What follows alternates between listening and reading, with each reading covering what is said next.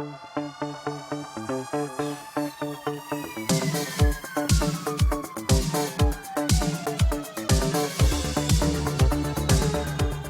up, everyone? This is the Next Tape podcast with Mikel and Tanyka, where we have conversations on different topics. So, yeah, we have a lot of topics to talk about today. I'm sure Tanyka wants to give you guys the info on that. Yeah. So we're going to be talking about Alzheimer's, not necessarily being a brain disease. We are going to be talking about a homeless shelter that's opening up in Whitby, which is raising concerns. And we're also going to be talking about a class action suit with respect to canceling basic income program. And I do have something at the end that I'm going to discuss. Of course, this episode is coming out like 3 months after this came out, but I'm going to talk about it because it just happened in the present for me. So that's what we're going to talk about. All right. Let's get to this episode.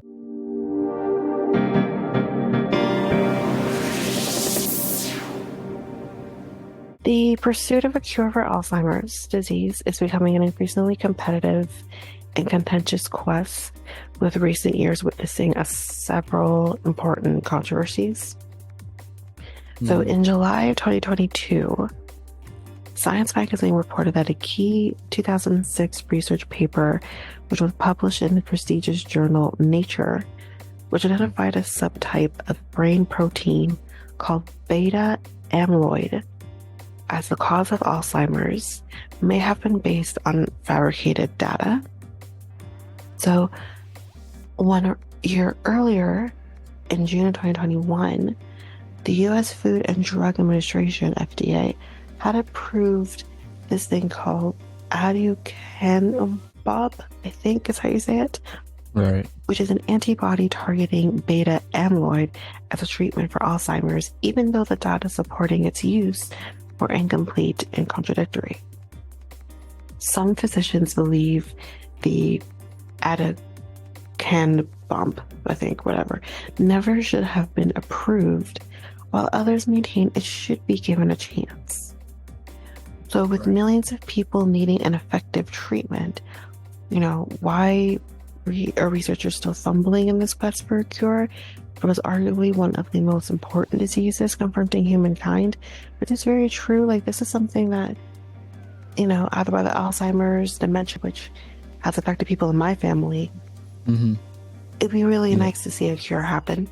Oh, yeah. Yeah, I'd like to see a cure happen for something like this. Yeah. Did the research say, are they close to getting the cure, or are they? Well, let's keep reading. Yeah. Keep reading. So, escaping that beta amyloid rut, which is the thing that was kind of maybe debunked.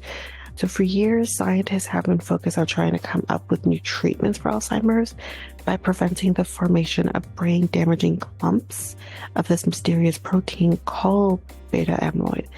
In fact, the scientists have arguably got themselves into a bit of an intellectual rut, concentrating almost exclusively on this approach, often neglecting or even ignoring other possible explanations. So again, like, if you're doing an investigation, whether it's investigating something like this, or even just an investigation trying to solve crime, you don't put your eggs in one basket or be hyper-focused on one thing. Definitely research that thing or investigate that thing, but definitely go above and beyond and research other avenues as well. That is the point, I believe anyways, for research. So regrettably, this dedication to study the abnormal protein clumps has not translated into useful drug or therapy. The need for a new, quote, out of the clump way of thinking about Alzheimer's is emerging as a top priority in brain science. So there was a laboratory which is located in Kremble Brain Institute, which is part of the University Health Network in Toronto, is devising a new theory of Alzheimer's disease. So based on their past 30 years of research, they no longer think that Alzheimer's is primarily a disease of the brain. Rather, they believe that Alzheimer's is principally a disorder of the immune system within the brain. So it's very interesting. Interesting. And you can prevent those? You prevent it to happen, like potentially. Say like if you're taking a supplement like vitamin C or well, probably not something quite like vitamin C, but similarly, probably to what you're saying, there could be something probably a little more advanced that could potentially target that. Yeah. But let's continue reading. Yeah, go ahead. The immune system found in every organ in the body is a collection of cells and molecules that work in harmony to help repair injuries and protect from foreign invaders. So, like if you get a cold or if you've gotten COVID, your immune system is working to get you back to health, even if you've had COVID and you feel like you're going to die. Well, some people have. But, I mean, my first experience with COVID was horrible. So... Oh yeah. It's terrible. Yeah. And I was vaccinated, but it was horrible. Yeah. So, I mean, like it prevents you. Well, the vaccine prevents you to get worse. So I basically. Again, you'll never know how COVID would have been if I wasn't vaccinated. Yeah. But I'm telling you, the second time was a breeze. This first time was horrific. Yeah. But anyway, so. When a person trips and falls, the immune system helps to mend the damaged tissue. When someone experiences a viral or bacterial infection, the immune system helps in the fight against those microbial invaders. The exact same processes are present in the brain. When there's head trauma, the brain's immune system kicks into gear to help repair. When bacteria are present in the brain, the immune system is there to fight back. It's very interesting. So now they're kind of starting to think, could Alzheimer's be an autoimmune disease? Now there are many, many autoimmune diseases that don't have, quote unquote, cures. Yeah. But also those autoimmune diseases, most of them don't necessarily kill you in the way that Alzheimer's will. So, I think this is definitely, if categorized as an autoimmune disease, is something that I think they should definitely put the focus in. So let's get into where their theory is in terms of this being an autoimmune disease. So they believe that beta amyloid is not an abnormally produced protein, rather an abnormally occurring molecule that is part of the brain's immune system. It is supposed to be there.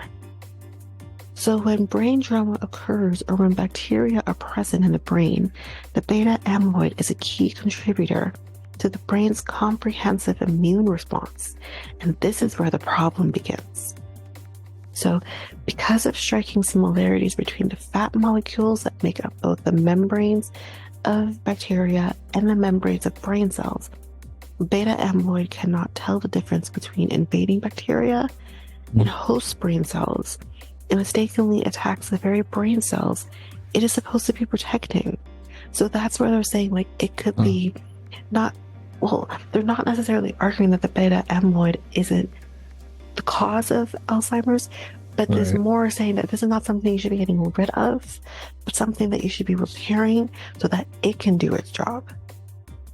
So this leads to the chronic progressive loss of brain cell function, which ultimately culminates in dementia. So that's kind of the beginning stage. So like I've said, my uncle had dementia. I think we can probably all agree that's probably the leading cause of his death. My grandpa, who is now passed, had early onset dementia. I don't think that's what did it. He was in the hospital for a while prior to his death. That had nothing to do with dementia. But, maybe, it could have been dealt with. So, yeah. So that's all because our body's immune system cannot differentiate between bacteria and the brain cell. And that's kind of maybe where this is all kind of coming from. So When regarded as a misdirected attack by the brain's immune system on the very organ it is supposed to be defending, Alzheimer's disease emerges as an autoimmune disease. There are many types of autoimmune diseases, as I said, such as rheumatoid arthritis, in which autoantibodies play a crucial role in the development of the disease, and for which steroid-based therapies can be effective. But these therapies will not work against Alzheimer's disease. Like basically, when you say autoimmune disease, I'm a true believer of it's like an umbrella of something because they can't quite figure out what to do to make that better. But maybe this could be different with Alzheimer's. Maybe they can figure out what they can do. I mean, there are definitely things you can do to prolong the Alzheimer's from getting worse. Yeah.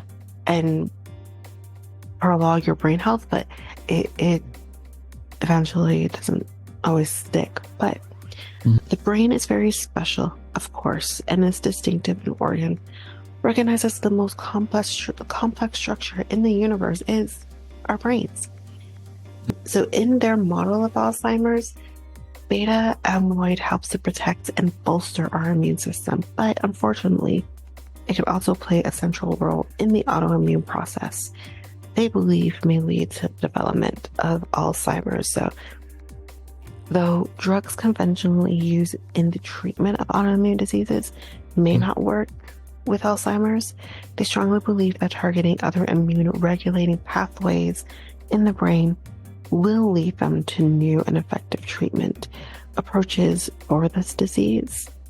So there are other theories with Alzheimer's of what it could be. So in addition to the autoimmune theory, many other new and varied theories are beginning to also appear. For example, some scientists believe that Alzheimer's is a disease of tiny cellular structures called mitochondria, which I think a lot of us know, which is the energy factories in every brain cell. Mitochondria convert oxygen from the air we breathe and glucose from the food we eat into the energy required for remembering and thinking.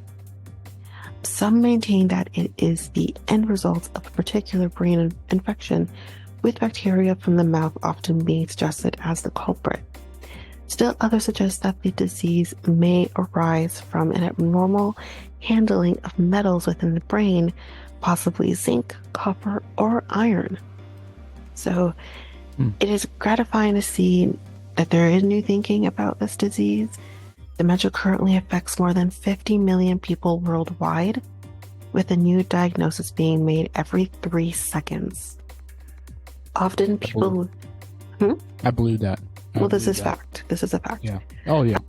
Often people living with Alzheimer's disease are unable to recognize their own children or even their spouse of more than 50 years.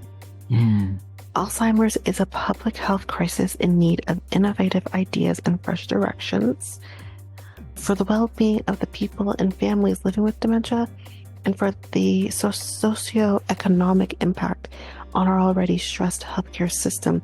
Coping with the ever-escalating costs and demands of dementia, we need to better understand Alzheimer's, its causes, and what we can do to treat it and to help the people and families who are currently living with it. So that's basically that on the Alzheimer's. It does look like we're definitely headed in the right direction. It's actually very interesting kind of seeing, like, again, people who do watch like Grey's Anatomy. This is something that's also kind of the focus of Meredith Gray's research currently, with tries to combat Alzheimer's and figure out that too. If you have been a fan of it for a while, you know her mother died of Alzheimer's in the show, so it was like, it's kind of interesting to kind of see something that you watch on television actually is coming to life. So it's kind of great to see that. And I think Alzheimer's is definitely something that we need to figure out. Yeah, you gotta also think, like, you know, technology as well. Technology has advanced for a lot of these diseases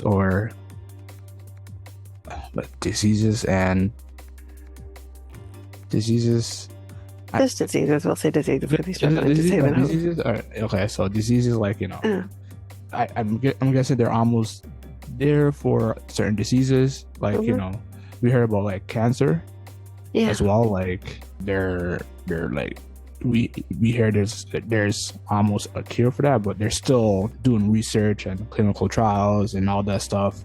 Yeah. And then hearing this, it's pretty interesting. So like basically, there's a lot of people that just don't know how I would say the science behind this, how long on trials that With cancer, we do know that they've been doing trials for years. That's not new. Like, I would say, go ahead. No, that's my thought. Okay, that's what I feel like. That's people don't know about like the COVID. COVID was probably studied way before it happened. Oh, for sure. Way before it was studied in the sense that because COVID is kind of a branch off of SARS. Yeah. And with SARS, we also had MARS or SARS. What was it called? MERS? Something like. Anyways, we had something else that happened after SARS. So COVID isn't a singular thing, but the strain of COVID-19 was different. So the research only took them so far because this was a completely different strain. So technically, yes, they were, but at the same time, no, they weren't because the strain hadn't existed. So they backed it off of the research they had already done with SARS, but it was just different. It was a different thing. So I still don't think the COVID shot should have come out as quickly as it did because there was no trials then, at least sufficient ones anyways. So yeah, we're still figuring out what those vaccines did to our bodies. Currently, we're still doing it now. Yeah. So people, I don't get like, I don't understand when people just say, how did they come up with the vaccine so fast? Because they've been. No, that's not true. Like I just told you, we had the research with SARS, but it was a completely different strain that had not been created before, and that as such there was no research for. So when someone does say that the vaccine came out fast, that is an accurate fact. It did. When you come out with vaccines, you're supposed to be doing trial runs.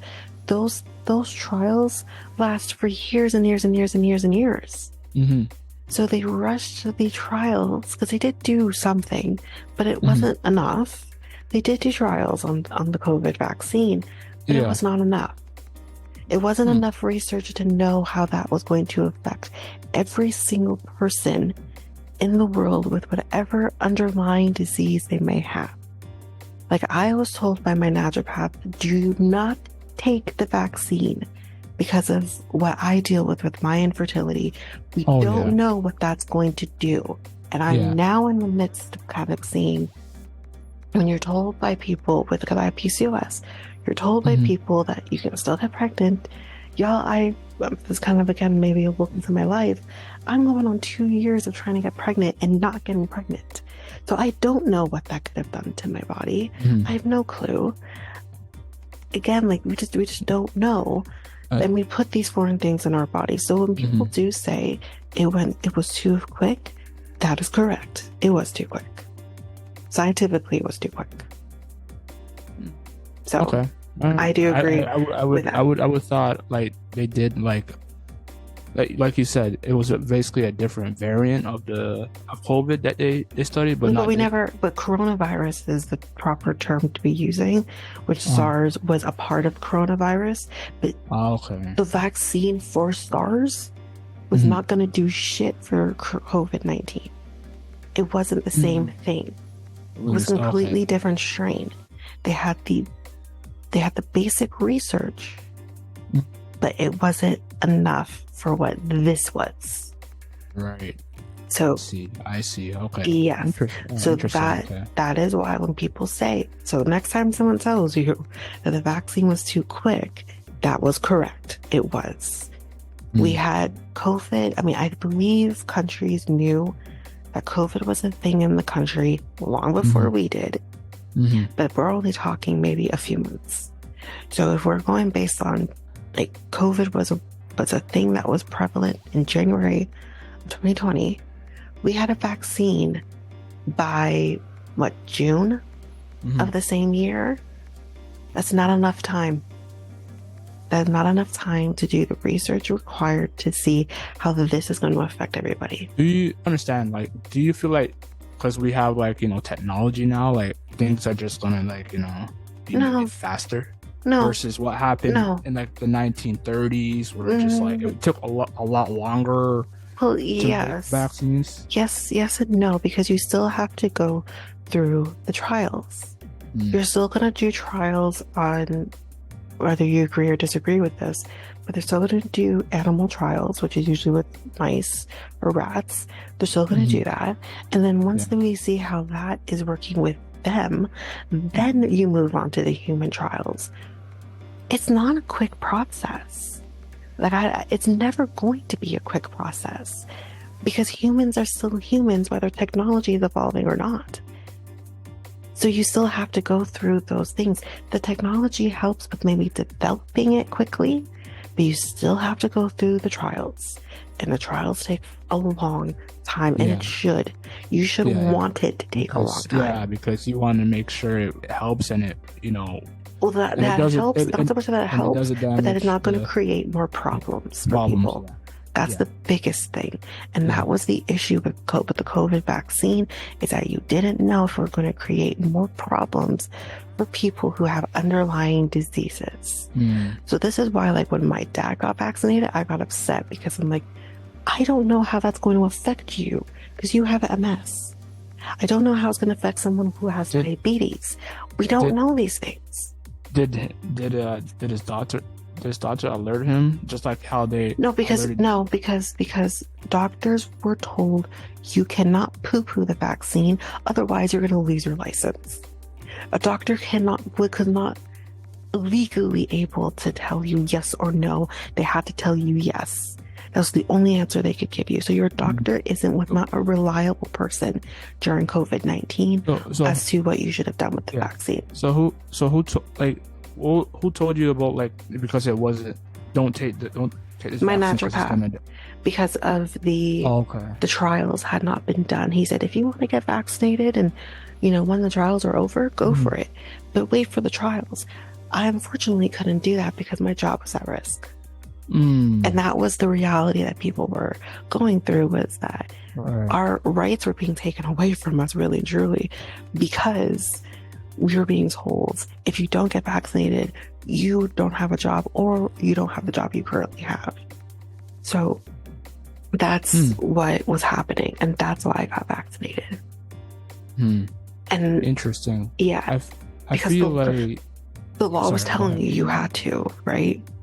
Yeah. At that time, by the time I got vaccinated and completed being vaccinated, it was like a few weeks later, not even a few weeks, like a couple weeks later, was when I'm like, oh yeah, you don't have to be vaccinated anymore. Your employer can't force you to be vaccinated anymore. And that was frustrating to me. I feel like your doctors are so. I understand you said they're supposed to say yes or no. It's not good, but like I feel like they're supposed to give you that information, like the same way they weren't. They weren't. Give that to you. They weren't. The same way. During this time, like maybe it's different now. Yeah. But during that time, they couldn't tell you no. There had to be a reason why. Like for my grandpa, when he was really affected by the first shot, they did tell him hold off until a certain time, but eventually they said, yeah, you're good now. And I still don't agree with either of my grandparents being vaccinated. Yeah. I wish they never did it. But nonetheless, they did. And even when I spoke to my doctor, because when I was being told, like, this could affect your fertility, when I already have a very fragile fertility as it is. So when I heard that, I went to my doctor and I said, listen, I'm being told that my fertility could be affected because of it. And this was at a point that my work is trying to tell me to go get vaccinated. And I'm saying, I'm worried about my fertility. Is this going to affect my fertility? And he told me no. But how would he have known that? Unless the trials were telling you so. And there was no trials telling him anything at that time. There was no trials. There was nothing saying that this was going to affect your fertility. There was people coming out saying, my fertility is now fucked up because of this, of me taking this. And I'm experiencing that now. But I don't know. I'll never fully know. But I don't know if me taking COVID exacerbated what was already there. And that's what's frustrating. And I have no course of action to say, now I can't potentially have kids, or I'm struggling to have kids because of this. There is no course of action for people like that. So, yeah. But anyway. Well, I don't want to put the blame on anybody, but who can you blame? Is it the people saying the government? People are saying the doctors? Probably the government. The main thing would probably be the government, because it was the government that was putting things into place that gave employers the right to say and do certain things, as well as the doctors as well. So, yeah. I think the government is the main culprit for that. Yeah. But you can't come after them for this. This was an abnormal event. So you can't really come after them, I don't think, for this. Oh, okay. All right, yeah. Yeah, I'm glad that there's going to be a cure or some type of cure in the near future for Alzheimer's, and hopefully it improves even further in the future. So, yeah.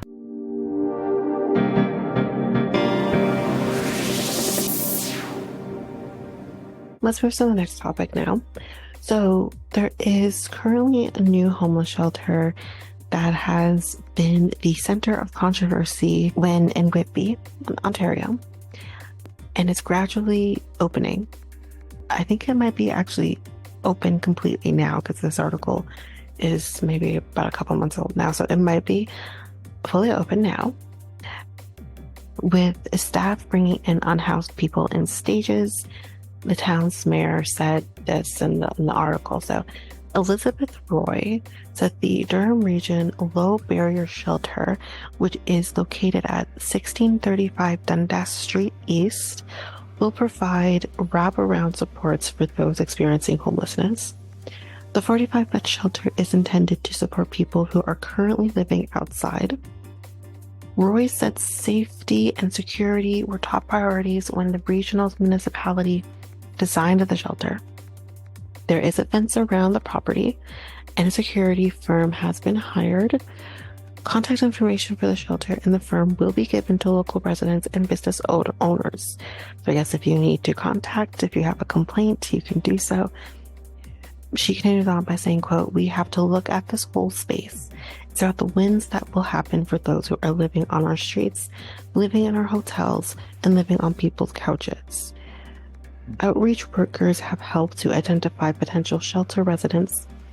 The region has a list more than 580 people currently seeking shelter space," which is a lot. I'm not denying that. On Thursday, officials gave reporters a tour of the facility, formerly a long-term care home known as Sunnycrest Nursing Home. The shelter has an intake area, a dining room, laundry facilities, a large community room, a media space where patrons can use a computer, and group rooms for residents that include a shower and a bathroom. So news of the gradual opening, or now potentially open, comes after controversy over the cost of the site.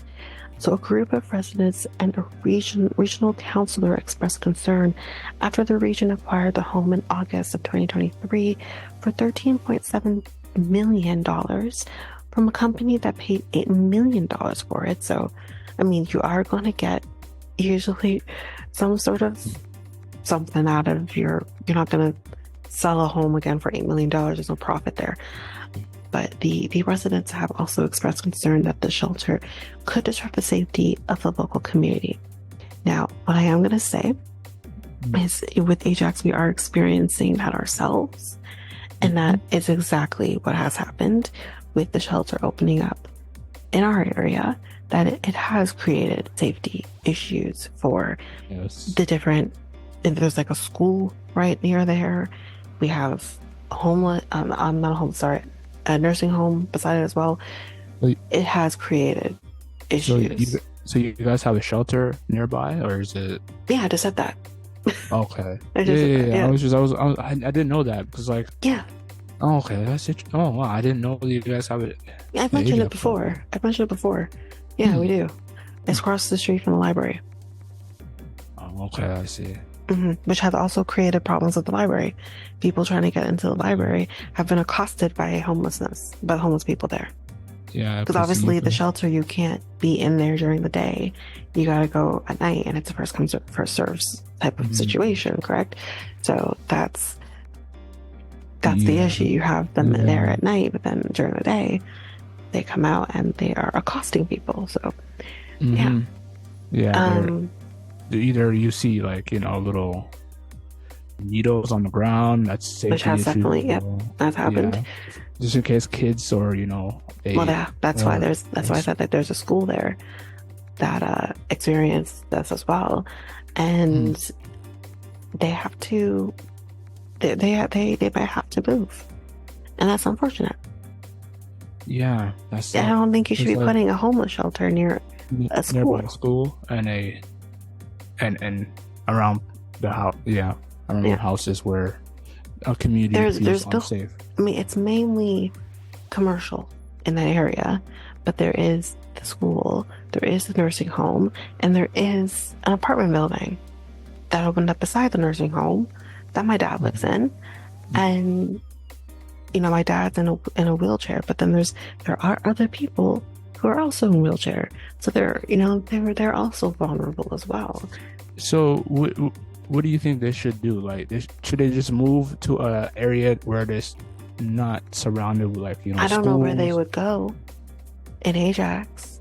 I don't know where they would go, because anywhere you go, you are going to be either around shoppers or homes or schools. I just don't know where you would go. Should they should they buy a land and just basically, build a shelter there, or But it also has to be convenient for people to get to. And again, I just don't know where you would do that in Ajax. I mean, there's a lot of land in Ajax to be. Yeah, but it also has to be, like I said, has to be accessible for them to get to. So if you're talking North Ajax, there's not a lot out there. So, yeah, it's sad. It's very sad, because you want to see a homeless person go into a shelter safely, and and just sleep the night there, and then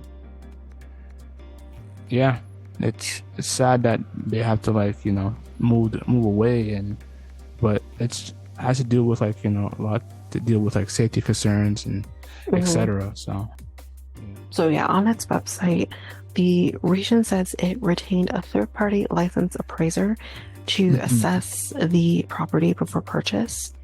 They said, quote, "The property was purchased at fair market value in accordance with the region's process for property acquisition." John Henry, who is the chair of Region Durham, said in response to security concerns, quote, "We've gone to great lengths to listen to the residents, and we have done the things, including the fence that is around the entire property." and the cameras that are located here. According to the region, low barrier shelters aim to remove systematic barriers to be more accessible to people with disabilities, seniors, those with pets, people from the LGBTQ plus community, and those experiencing mental health and addiction challenges. He said not every person who is homeless has mental health or addiction problems, but the facility is designed in such a way that we can meet all of their needs. Henry said the region would like to see a quote standard set of rules to deal with mental health, addictions, and homelessness, given that the problems are found across the country, but it is nonetheless pleased to open the shelter. Quote, it's just incredibly exciting that we're meeting the needs of a group of people in our community that are living lives that are not the same as the rest of us. There's an opportunity to help people get them back to contributing to society, and this is a first step, which I'm definitely here for that. I think that is great. So with the space, Lisa McIntosh, who is Director of Income, Employment, and Homelessness with Durham Region, said the facility is unique in the region. She said, quote, it offers space for meals and daytime programming and sleep space. Individuals will find this, although temporary, a space that they can belong and feel at home while they're starting their journey from moving from unsheltered into a housing opportunity. McIntosh said it's important that unhoused people have a safe space that is considerate of their goals and that provides them with dignity and respect. Quote, it is a really difficult situation to be in, not to have a roof to come home to at night. And so considering what a person wants when you're helping them along their journey is really integral into helping them be successful. So that's basically... That's good. That, which I definitely, I'm here for it. And I mean, so I don't know exactly where 1635 Dundas Street is. Like, I'm not sure how close it is to residential homes and that kind of thing, but Dundas Street is a major street. It's, yes, you're going to have homes that are nearby Dundas, obviously, but there's not going to be a lot of homes directly near Dundas Street. So I think like that's, or for people in Pickering and Ajax or Oshawa, King Street, Oshawa, and the rest of us is Kingston, but it's just, it's great that it's not near homes, so that's okay. Not like where the shelter is currently with us, it's near residents, like right near residents. And all I could do is hop, skip across the street over to the library. You're now in the territory of homes there too. Right. So I think this is probably a better location for that. So yeah. Wow. Yeah, that's good. That's good. Yeah. So do you have anything else you want to add to yeah, I was going to say, yeah, I'm very happy that you got a different location that's outside of Ajax. So yeah. Pretty cool. Maybe Pickering's next for a homeless shelter. Oh yeah. They need it. I know Scarborough has a lot of shelters as well. Yeah. They have a lot but Pickering, I don't even know if they have one. I don't know. Like, I did some research. I'm like, it goes right to like, Ajax and then the one in Oshawa as well. So like, I was like, damn, there's only like one in Ajax and then just a couple in Oshawa. And then like, okay. Yeah. I mean, Oshawa is kind of the hub, was always kind of the hub in the Durham region for homeless shelters. But again, like if people have to travel to Oshawa, right? And if you're homeless, you don't have money, like you're gonna do. People will hop the GO train. So is the government funding these like shelters, or is it just like people? I don't know. Like, okay. I don't know. Okay. I think that depends on the shelter, I guess. I think maybe there are some that are funded by the government, but there might be others that are not. So I'm not sure though. Okay. Yeah. Well, I hope more happens in like, Durham, because Durham needs it because it's a crisis here. Yeah. And hopefully they give them programs that will help them because they seriously need it. Yeah, I mean, it's I always think been a crisis here, but it definitely got worse due to COVID. Like, we're at an all-time high, yeah, yeah. Right, yeah. All right. Well,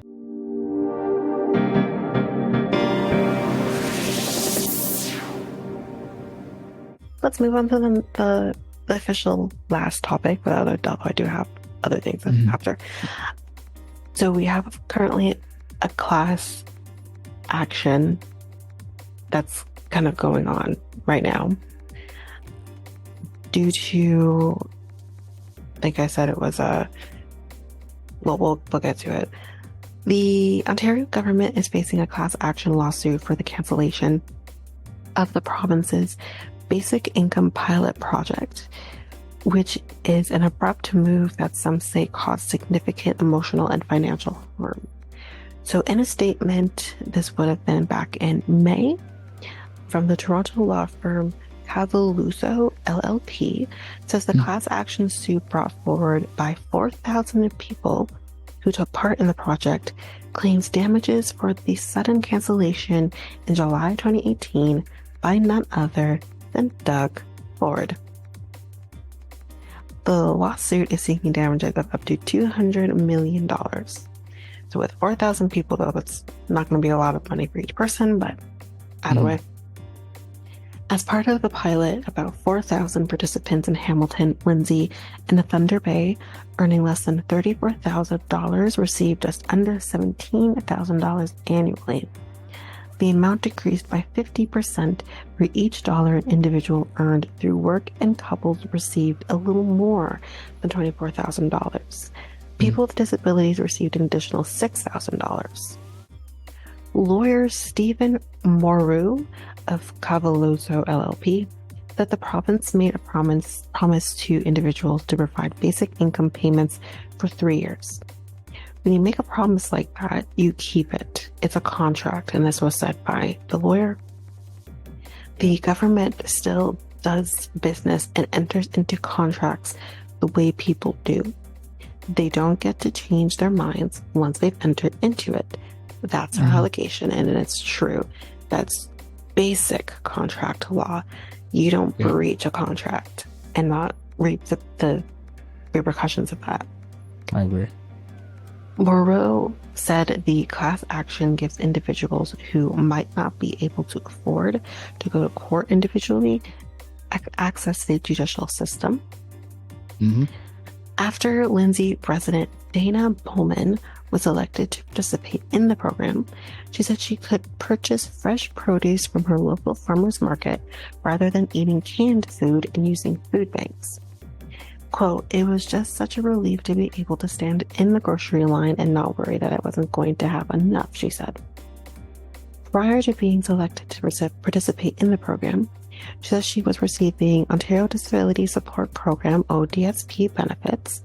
While only receiving ODSP benefits, Bowman said she visited food banks and purchased day-old foods. She struggled to afford haircuts and laundry. Because again, like anyone who is privy of ODSP, it's peanuts. You barely get anything. The pilot program changed her life, she said.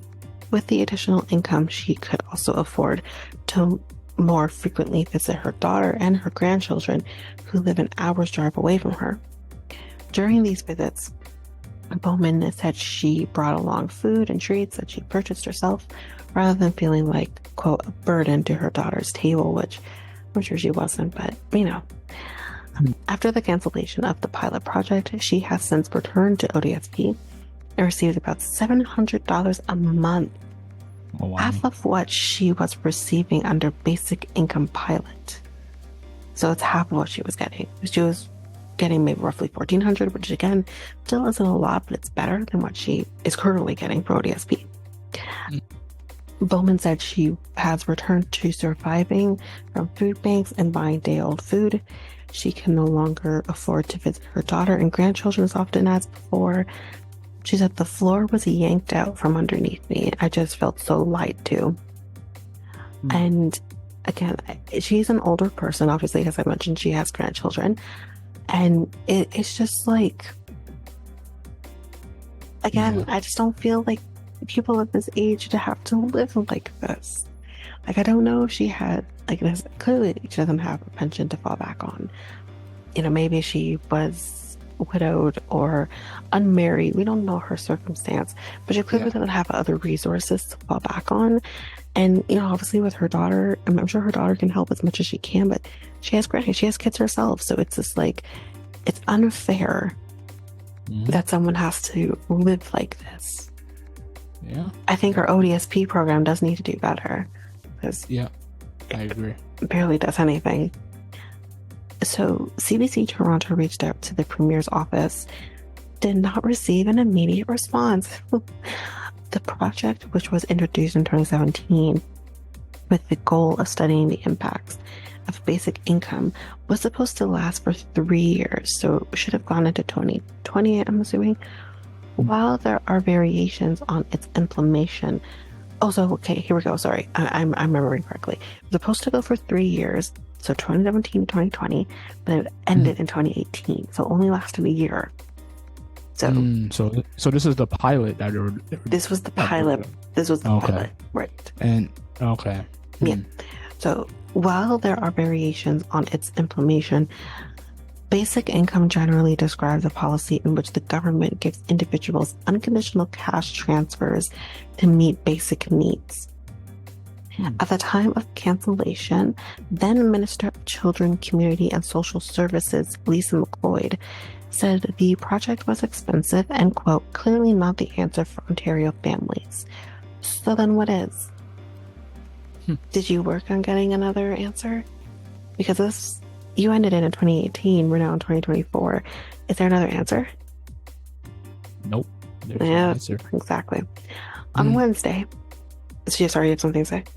No, I said nope. No okay. Answer. On Wednesday, in a scrum at Queen's Park, McLeod, this would have been back in May, roughly, McLeod said that she was not familiar with the class action lawsuit. She said, quote, I can only speak to the fact that at that time, we were making some changes to social assistance, including raising the rates. When asked if there was something else she could say about why the pilot project was canceled, McLeod said, you'll have to ask Premier Ford. Excuse me, Doug. Answer, please.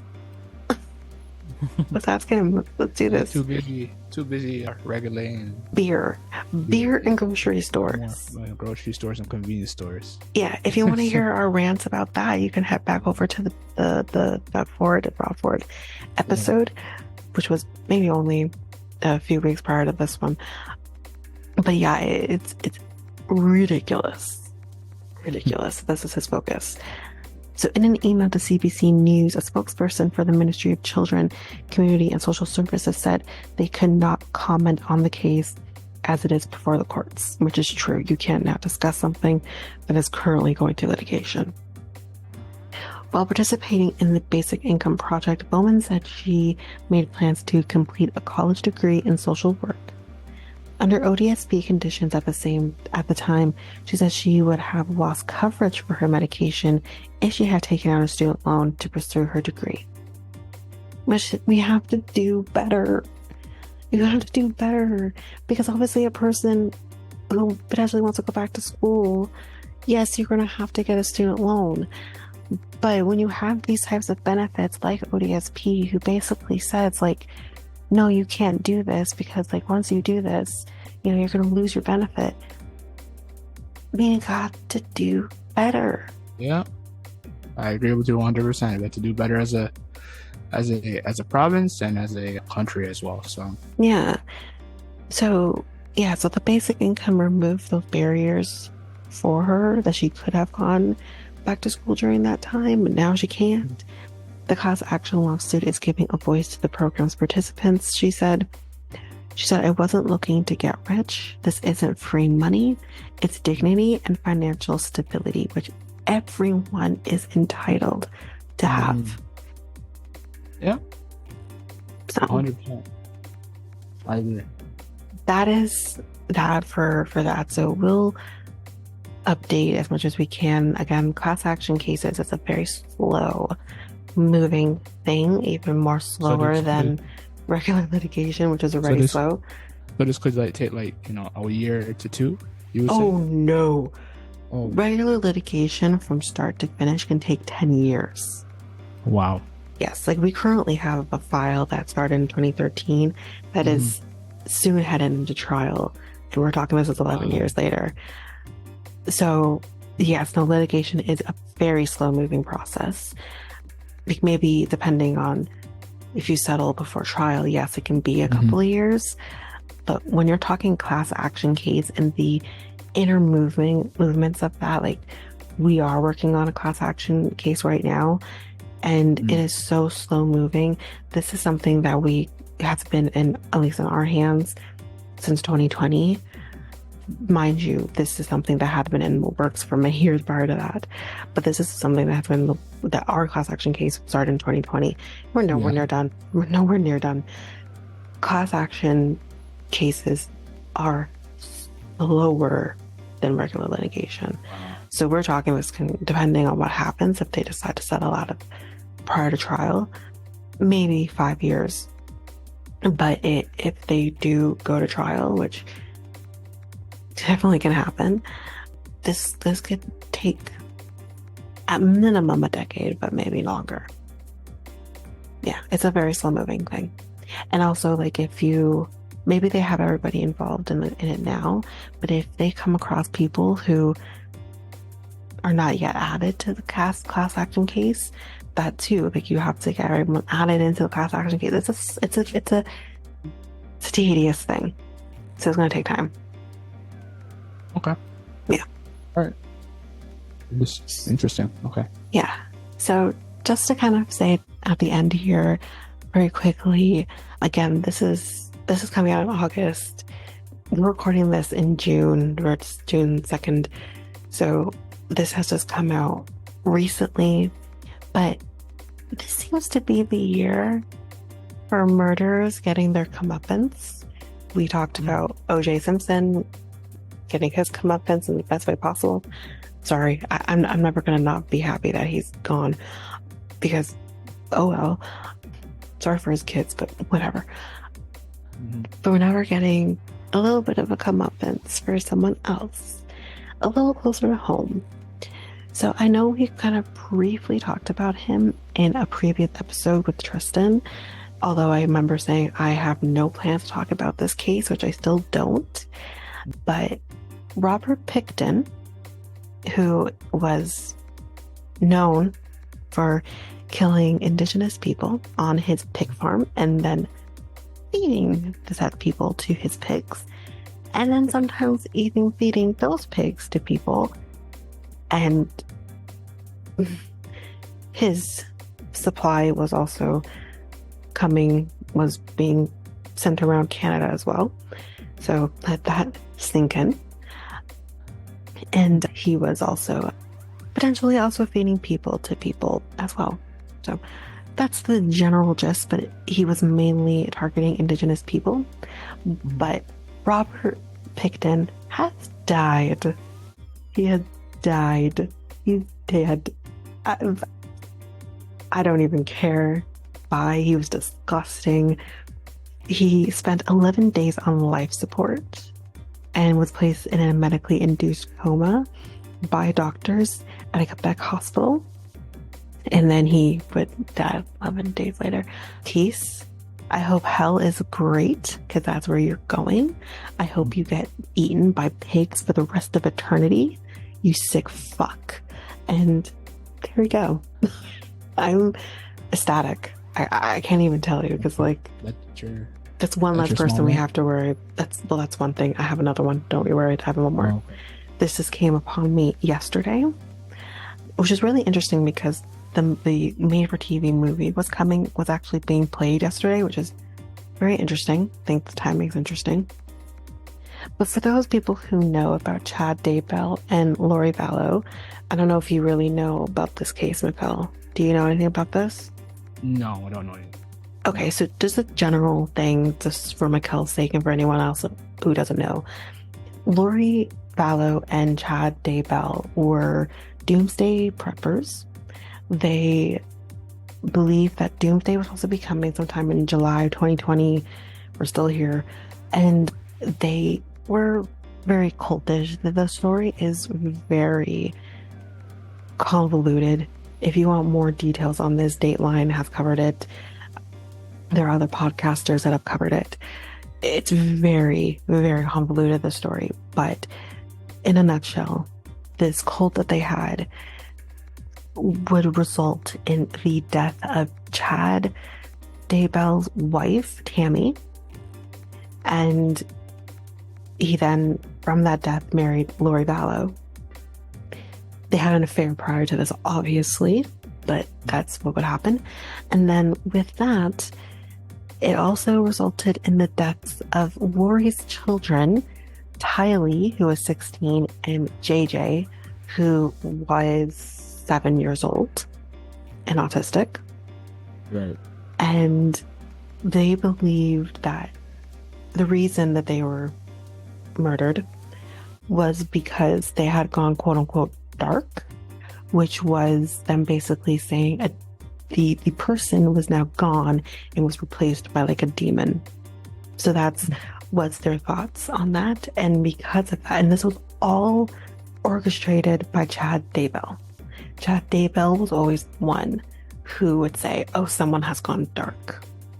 And like I said, that is just the tip of this very convoluted story. There's a lot more deaths that happened due to Chad Daybell's beliefs, if you want to say that. There's a lot of other attempts. There's marriages that were being facilitated by him and Lori Vallow. It's a very convoluted story that I cannot even scratch. Definitely, Dateline has it. They have podcast form as well. You can listen to it. It's very convoluted, this story. But Lori Vallow, I can't remember if she has actually. I think she's now been fit to stand trial because she actually wasn't found unfit for some time. I think she was just recently found fit to stand trial. But Chad Daybell did go through his trial, and he has been sentenced to death. Peace. Wow. I usually do not believe in death penalty. I think it's a case-by-case basis. But when you're talking about kids, a 16-year-old and a 7-year-old rot. Like, can we bring back the electric chair potentially? I'm just saying. I think he deserves the worst kind of death. Mm-hmm. Anything that deals with, like, kids, molesting kids, you should definitely run hell. So, like, basically, don't go there. Don't do that. Yeah. Please. And these were her children.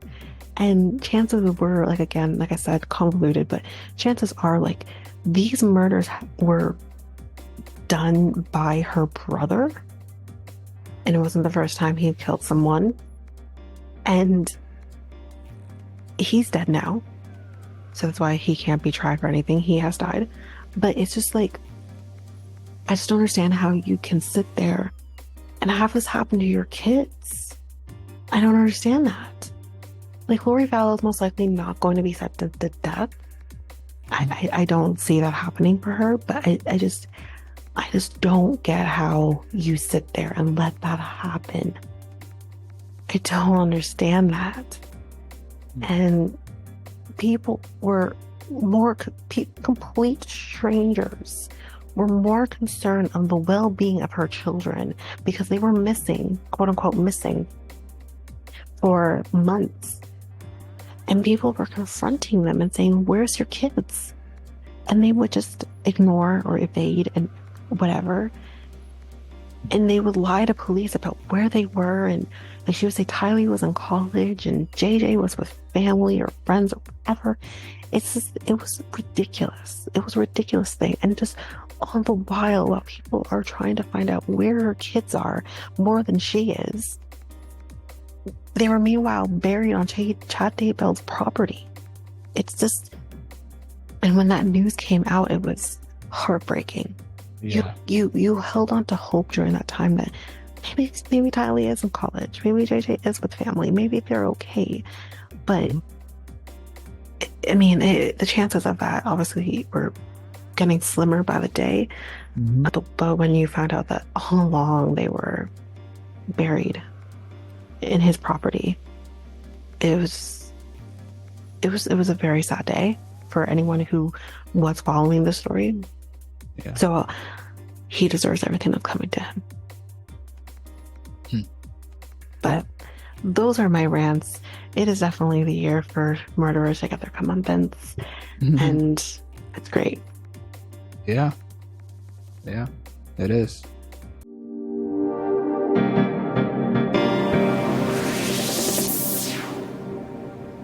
This ends this episode of the Next Take podcast. The Next Take podcast is available on now all podcast platforms. We also have a website called solo.to/next-take podcast. Tanyka, where else are we at?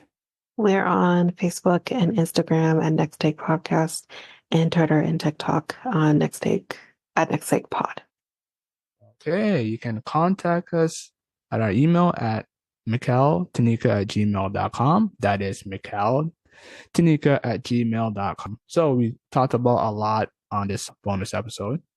A lot of stuff, like such as the cure for Alzheimer's. We talked a little bit about the COVID vaccine in there a little bit too. Oh yeah, a little bit about COVID.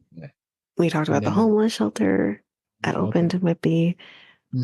And we talked about the causal action case with respect to the program that was ended by yours truly, Doug Ford. And I also ranted at the end about murderers finally getting their comeuppance. That's great. Yeah. So, yeah. Okay. All right. Anything you want to say, Tanyka, or you're good? I think we're good. I'm good as well. So I'm Mikel. And I'm Tanyka.